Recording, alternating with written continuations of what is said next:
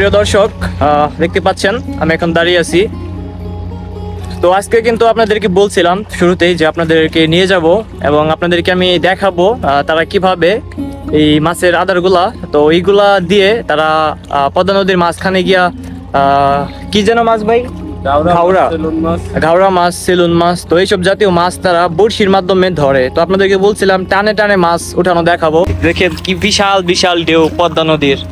তো এখানেই তারা জীবনযাপন করতেছে। তো এখানে ভাইটা এখানে গোসল করতেছে। তো এই নৌকাটার ভিতরেই তারা ঘুমায় রাত্রে। তো এখানেই তারা এইভাবে রান্না বান্না করে। এগুলো কি ভাই, ইলিশ মাছ? হ্যাঁ ভাই, পদ্মা নদীরই।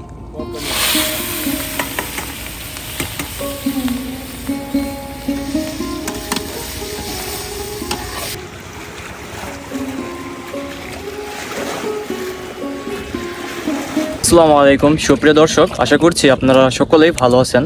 তো আমরা এই মুহূর্তে রয়েছি পদ্মা নদীতে। তো দেখতে পাচ্ছেন এটা হচ্ছে পদ্মা নদীর মৈনট ঘাট, ঢাকা দুহারের। তো আজকে আপনাদেরকে দেখানোর চেষ্টা করব। দেখতে পাচ্ছেন আমার পিছে এক জেলে ভাই, তো সে মাছের জন্য আদার তৈরি করতেছে। তো সে মূলত পদ্মা নদীতে গিয়া ঘাওড়া মাছ শিকার করবে। তো আপনারা বড়শি চিনেন, তো বড়শি না চিনলেও ছিপ অবশ্যই চিনেন। তো ছিপের মাধ্যমে সে মাছ শিকার করবে, তো ঘাওড়া মাছ। তো আমরা আজকে আপনাদেরকে দেখানোর চেষ্টা করব কিভাবে নদী থেকে এই যে খাবার আদারটা রেডি করতেছে, আদারের মাধ্যমে ছিপ দিয়ে কিভাবে মাছ শিকার করে। তো আপনারা সম্পূর্ণ ভিডিওটি দেখতে থাকুন। আপনারা কি এখানে থাকেন এই নৌকার ভিতরেই রাত্রে? অনেক সময় তো আপনার ঝড় বৃষ্টি হয় অনেক বেশি, তখন কি করেন? নৌকায় থাকা লাগে। নৌকায় কি তখন মাঝখানে না যান নাকি সাইডে থাকে? ওই পাশে। ও, এই নৌকার ভিতরে খাওয়া থাকা গোসল এভরিথিং নৌকার ভিতরেই।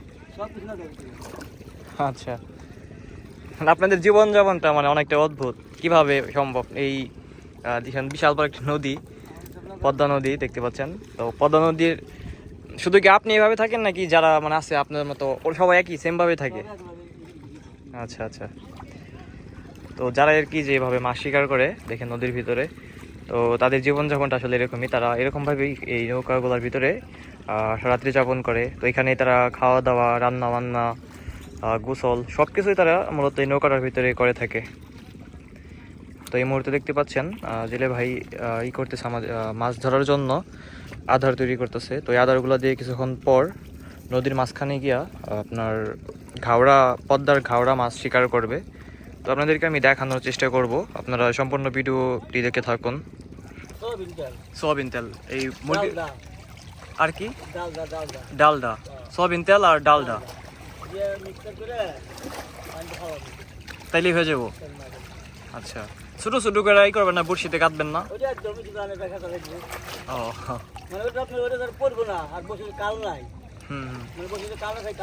আপনি খালি মানে বড়শি ফালাবেন না টান দিবেন, ফালাবেন না টান দিবেন। আচ্ছা আচ্ছা, বুঝছি। তো আপনারা জানলেন এটা কিভাবে তৈরি হয়। তো তারা মূলত ব্রয়লার মুরগি আনার পর ওইগুলো সিদ্ধ করে, প্রথমে সিদ্ধ করার পরে ওইটার ভিতরে আপনার সয়াবিন তেল আর হচ্ছে ডালডা, তো এই দুইটা মিশ্রণ করে একসাথে তারপরে এই আদারটা মূলত তৈরি হয়। তো তারপরেই আপনাদেরকে আমি দেখাবো এই আদারটা দিয়ে কেমন মাছ ধরা যায়।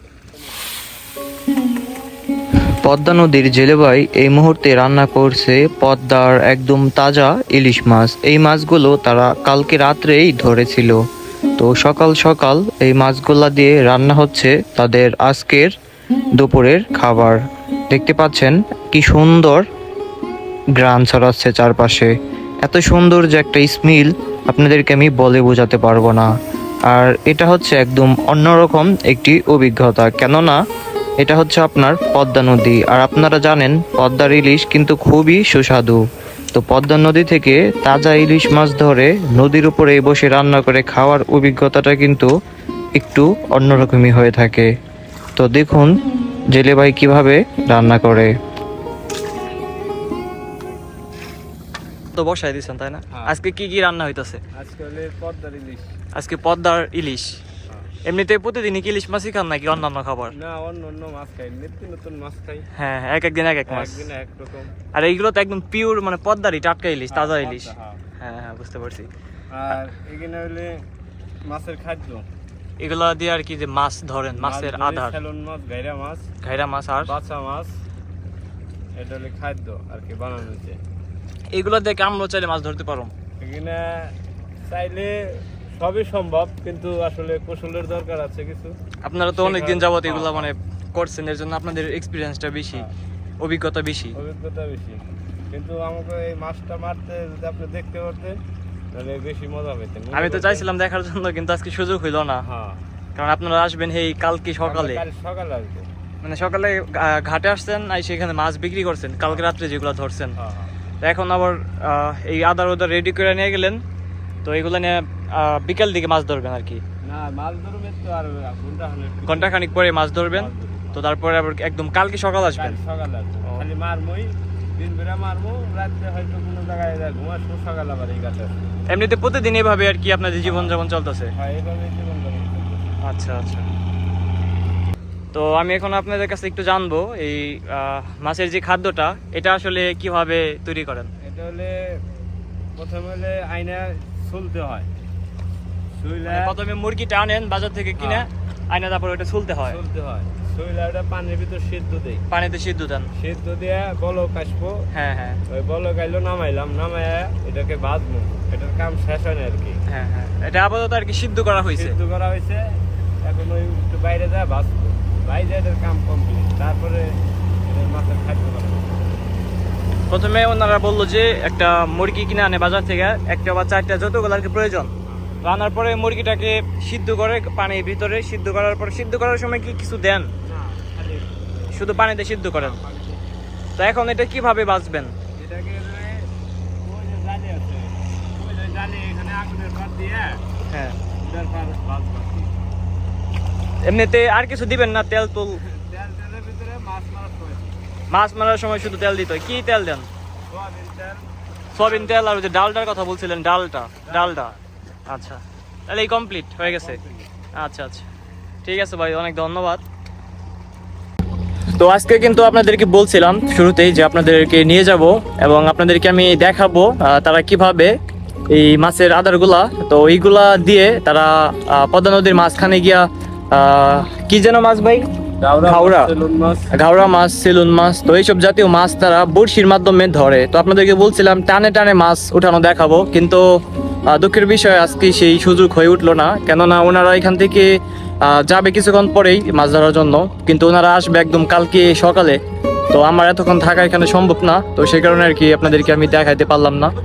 তো যতটুকু দেখাইলাম ওনাদের জীবনযাপন, ওনারা এখানে কিভাবে রান্না বান্না করে খাইতেছে, কিভাবে এখানে থাকতেছে, প্লাস ওনারা যে মাছটা ধরে মাছটার আদার কিভাবে তৈরি করে। তো আজকের জন্য এই পর্যন্তই ছিল। তো সকলে ভালো থাকবেন। তো ভাই ভালো থাকবেন, ইনশাআল্লাহ আবার পরে অনেক সময় দেখা হবে ভাই। আচ্ছা ঠিক আছে ভাই, অনেক ভালোবাসা রইল। তো সবাই আমার চ্যানেলটি সাবস্ক্রাইব করে দিবেন। আশা করি পরবর্তীতে আপনাদেরকে আমি এই পদ্মা ঘাটে, মৈনট ঘাটে পদ্মার মাঝিদেরকে নিয়ে নতুন আরেকটি ভিডিও বানাবো। তো তারা কিভাবে এখানে মাছ ধরে, তো সেই বিষয় নিয়ে আমি আপনাদেরকে দেখানোর চেষ্টা করব। তো সেই পর্যন্ত সবাই সুস্থ থাকবেন, ভালো থাকবেন, আর আমার চ্যানেলের পাশে থাকবেন। আল্লাহ হাফেজ।